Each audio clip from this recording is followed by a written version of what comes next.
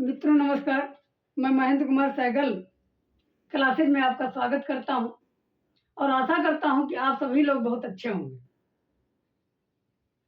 तो आज हम लोग मित्रों जीव विज्ञान में पादप कोशिका एवं जंतु कोशिका के बीच अंतर के बारे में जानेंगे। तो आइए मित्रों देखते हैं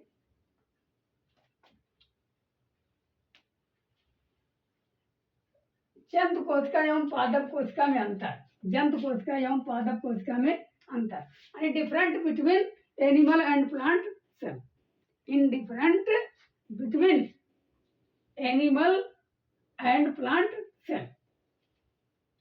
तो इसको मित्रों एक फार्मूले के माध्यम से एक चीज निकाल लिया गया, दूसरा ऑटोमेटिक आ जाएगा। आप इतना जान लीजिए, ये सारे मटेरियल ये जितने सेल ऑर्गेनेल हैं ये सब प्लांट सेल में पाए जाते हैं। बाकी इसके बाद जितने बचते हैं सब जंतु सेल में पाए जाते हैं। फिर तो मित्रों इतना जान लीजिए कि ये एनिमल सेल में इसमें से कोई या सेल ऑर्गेनेल नहीं पाया जाता। और जब किसी पादप किसमें अगर आपकी परीक्षा में ऐसा पूछा जाए तो इसमें से अगर कोई दिया रहेगा तो आप जान लीजिएगा कि पादप का है, पादप कोशिका का है यानी प्लांट सेल का है।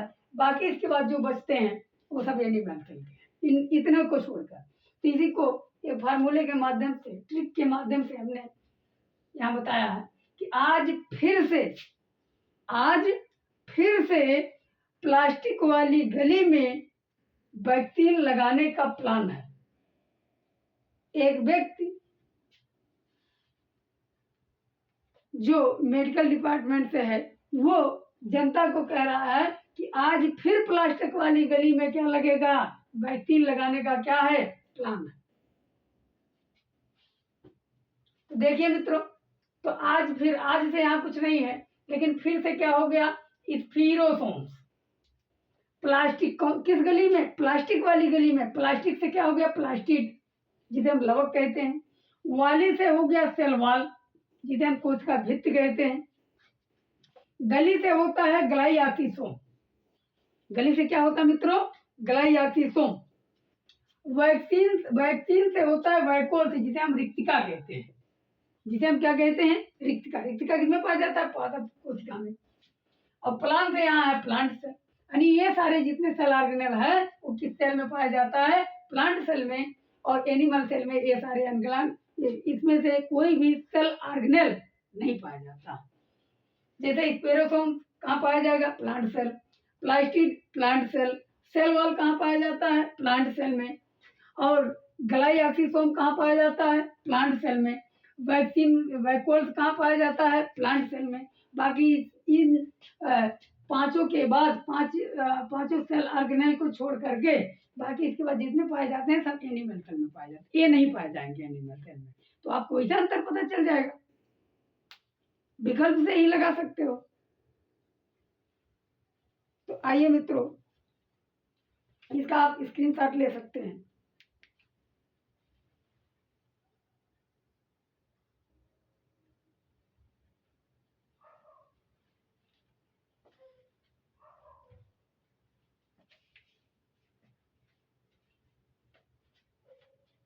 आइए मित्रों हम लोग प्रोटोप्लाज्म के बारे में और जानते हैं। तो बीच में हमें याद आया तो हमने कहा कि प्लांट सेल और एनिमल सेल के बीच डिफरेंट बता दें। तो आइए मित्रों उसके पहले ही बताना चाहिए था।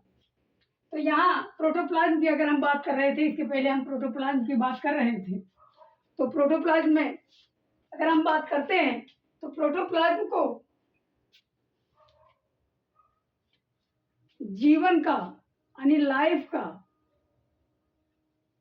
भौतिक आधार कहा जाता है। जीव द्रव्य को जीवन का भौतिक आधार कहा जाता है। ये किसने कहा, हक्सले महोदय। किसने कहा, हक्सले महोदय। हक्सले महोदय का कहना था कि physical protoplasm is physical basis of life.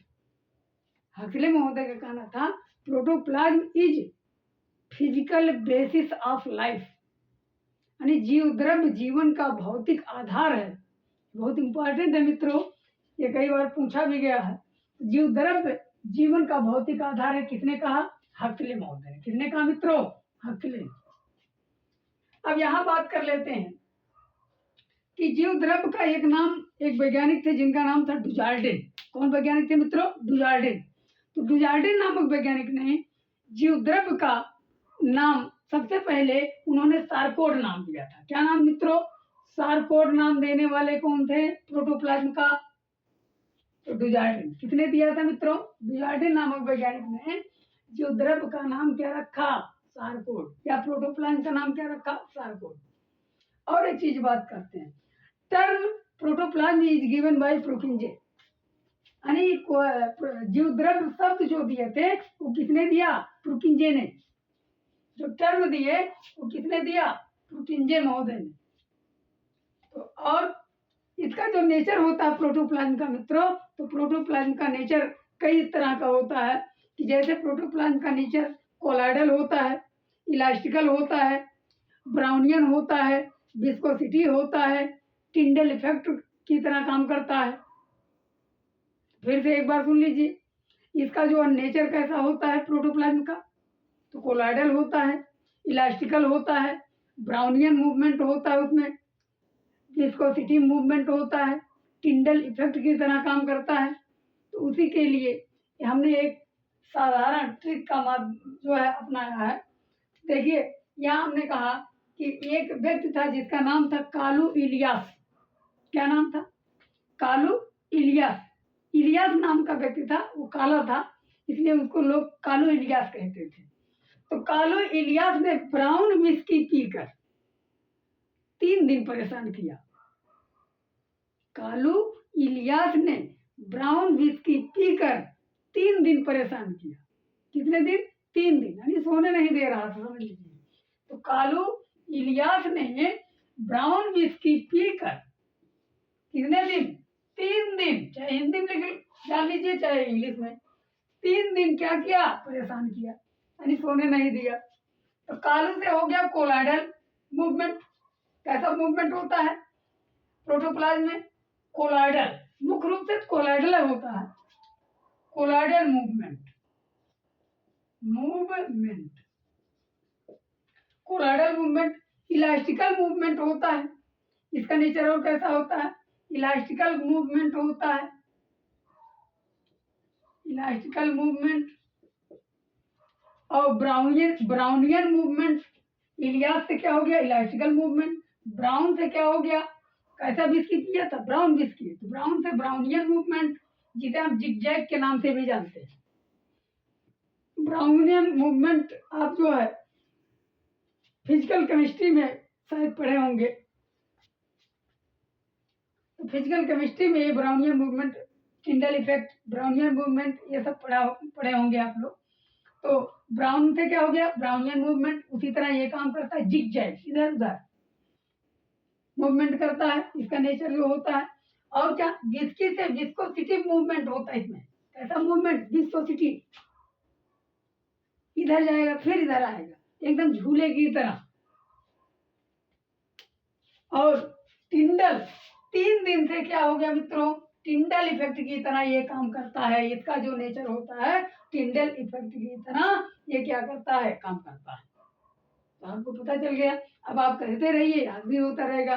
Kalu Ilyas ने ब्राउन विस्की पीकर 3 दिन परेशान किया।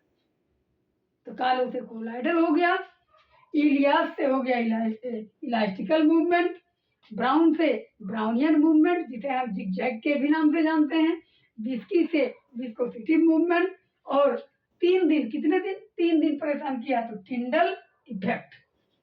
मित्रों आप इसका स्क्रीनशॉट ले लीजिए।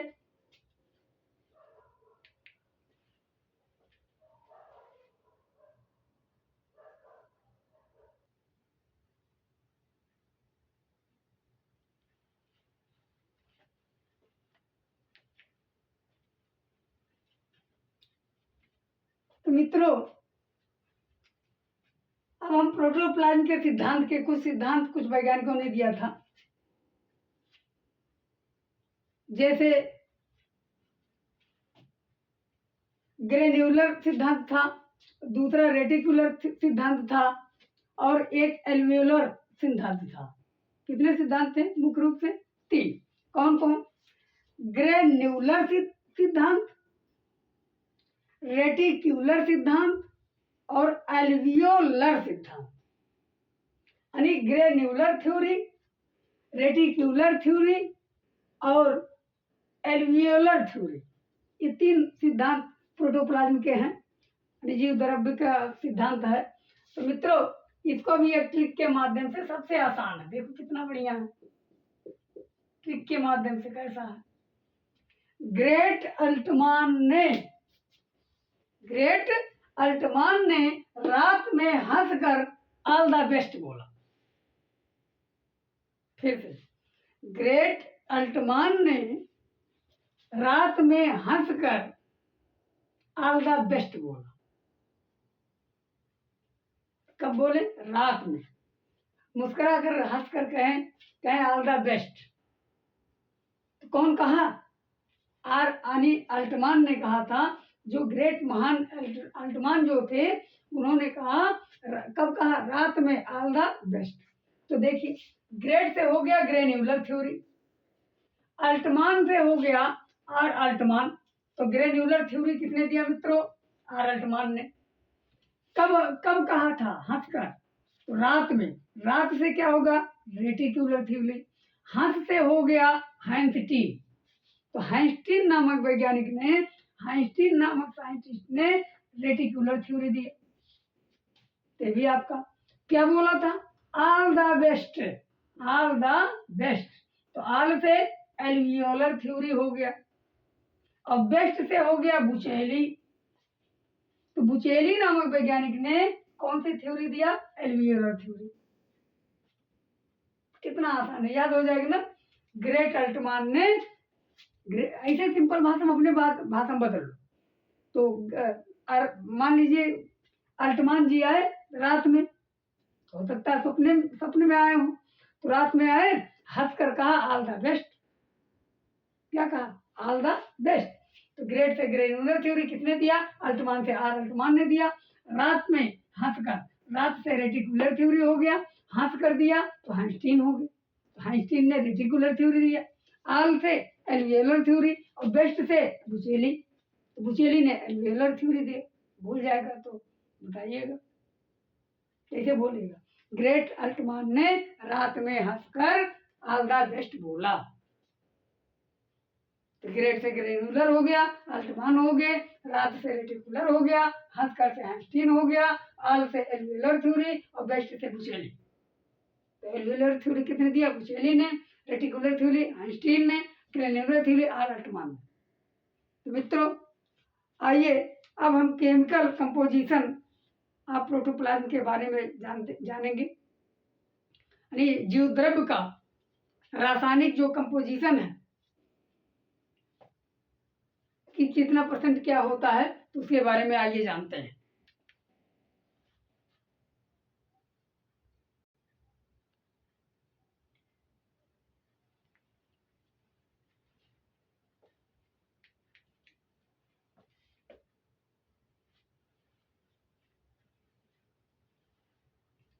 तो आइए मित्रों, हम लोग केमिकल कंपोजिशन अर्थात रासायनिक पदार्थ, यानी प्रोटोप्लाज्म में रासायनिक पदार्थ के बारे में जानते हैं कितना % क्या होता है। केमिकल कंपोजिशन ऑफ प्रोटोप्लाज्म हमने हेडिंग डाला है, यानी जीव द्रव्य के रासायनिक पदार्थ, रासायनिक कंपोजिशन कैसे होते हैं उसकी स्थिति। देखिए, प्रोटोप्लाज्म में 90 to 92 यानी 90 से 92% क्या होते हैं? वाटर होते हैं। प्रोटोप्लाज्म में 90 से 92% क्या होते हैं? वाटर, और 7% प्रोटीन होता है। 7% क्या होता है मित्रों? प्रोटीन।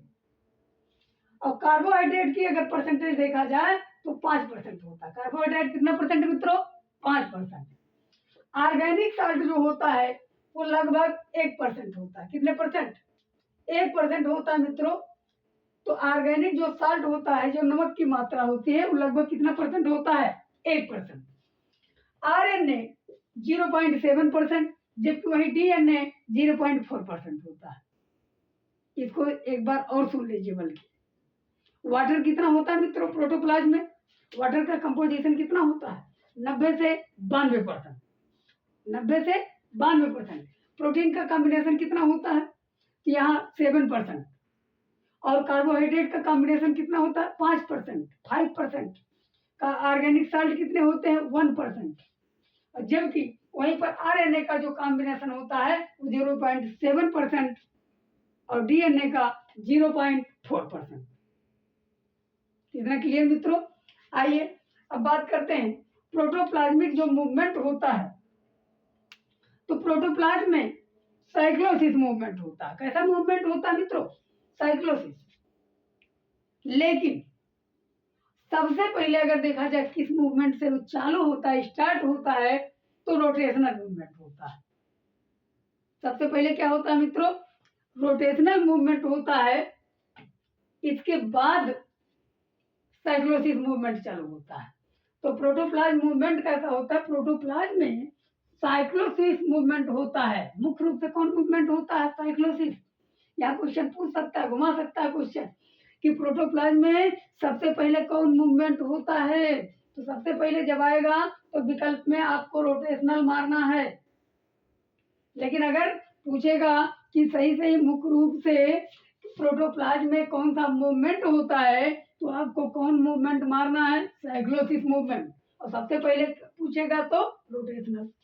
जैसे हाइड्रा में साइक्लोसिस मूवमेंट पाया जाता है। हाइड्रा के जो प्रोटोप्लाज्म होते हैं उसमें कैसा मूवमेंट होता है? साइक्लोसिस। आइए वाइलिसनेरिया में रोटेशनल मूवमेंट होता है। कौन मूवमेंट मित्रों? रोटेशनल मूवमेंट होता है। कारा में रोटेशनल मूवमेंट होता है।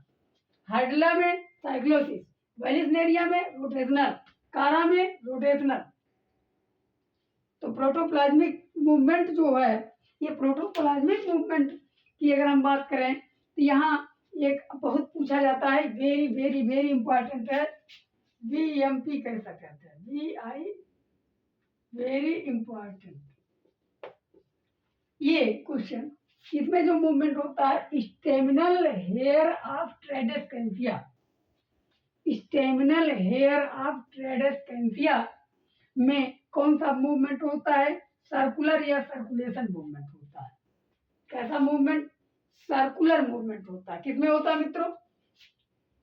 तो स्टेमिनल हेयर ऑफ ट्रेडेस्केंसिया में सर्कुलर या सर्कुलेशन मूवमेंट होता है। फिर से एक बार सुन लीजिए, बहुत इंपॉर्टेंट है। ये कई बार मेडिकल वगैरह में भी पूछा गया है। अरे प्रोटोप्लाज्म मूवमेंट की तरह अगर देखेंगे तो स्टेमिनल हेयर ऑफ ट्रेडेस्केंसिया में सर्कुलर या सर्कुलेशन मूवमेंट होता है। क्लियर? अब बात कर लेते हैं सिलियरी मूवमेंट किसमें होता है। तो सिलियरी मूवमेंट जिसमें सिलियरी पाया जाएगा, अर्थात सिलिया पाया जाएगा। तो सिलियरी मूवमेंट पैरामीशियम और क्लेमाइडोमोनास में पाया जाता है। किसमें होता है? पैरामीशियम और क्लेमाइडोमोनास में सिलियरी मूवमेंट होता है। तो सिलियरी मूवमेंट किसमें होता है? पैरामीशियम और क्लेमाइडोमोनास। आइए मित्रों अगला बात करते हैं। अमीबा और स्लाइम मोल्ड में स्यूडोपोडिया प्रेजेंट होता है। अमीबा और स्लाइम मोल्ड में क्या प्रेजेंट होता है? स्यूडोपोडिया प्रेजेंट होता है। लेकिन स्लाइम मोल्ड में सेल वॉल एब्सेंट होता है। लेकिन स्लाइम मोल्ड में सेल वॉल क्या होता है? एब्सेंट होता है। वंस अगेन एक बार और सुन लीजिए कि अमीबा और स्लाइम मोल्ड में स्यूडोपोडिया क्या होता है? प्रेजेंट होता है। लेकिन स्लाइम मोल्ड में सेल वॉल एब्सेंट होता है। तो एक बार और बहुत स्पीड से थोड़ा खींच देते हैं कि इसमें प्रोटोप्लाज्म की, यहाँ जो है प्रोटोप्लाज्म में केमिकल कंपोजिशन की अगर हम बात करते हैं तो वाटर 90 से 92%, protein 7%, carbohydrate 5%, organic salt 1%, RNA 0.7%, DNA 0.4%। लेकिन अगर प्रोटोप्लाज्म मूवमेंट की बात करें तो प्रोटोप्लाज्म में साइक्लोसिस मूवमेंट होता है। लेकिन सबसे पहले कौन मूवमेंट होता है? रोटेशनल मूवमेंट होता है। हाइड्रा में कौन मूवमेंट होता है? साइक्लोसिस। वाइलिसनेरिया में रोटेशनल मूवमेंट, कारा में रोटेशनल मूवमेंट। और प्रोटोप्लाज्म मूवमेंट की अगर हम बात कर रहे हैं तो सबसे इम्पॉर्टेंट है कि सर्कुलर या सर्कुलेशन मूवमेंट किसमें होता है, staminal hair of Tradescantia. Staminal hair of Tradescantia में सर्कुलर या सर्कुलेशन मूवमेंट होता है। सिलेरी मूवमेंट किसमें होता है, तो पैरामीशियम और क्लेमाइडोमोनास में। सिलेरी मूवमेंट कहाँ होता है मित्रों, पैरामीशियम और क्लेमाइडोमोनास में होता है। अमीबा और स्लाइम मोल्ड में क्या पाया जाता है, क्या प्रेजेंट होता है, स्यूडोपोडिया। लेकिन स्लाइम मोल्ड में सेल वॉल एब्सेंट होता है। मित्रों, आज के इस क्लास में सभी लोगों को पुनः एक बार नमस्कार करते हैं और सभी मित्रों को धन्यवाद। अगर ये वीडियो आपको अच्छा लगा होगा तो कृपया लाइक, सब्सक्राइब एवं शेयर जरूर करिएगा मित्रों। धन्यवाद। कल के क्लास में हम लोग पढ़ेंगे सेल मेम्ब्रेन। धन्यवाद मित्रों।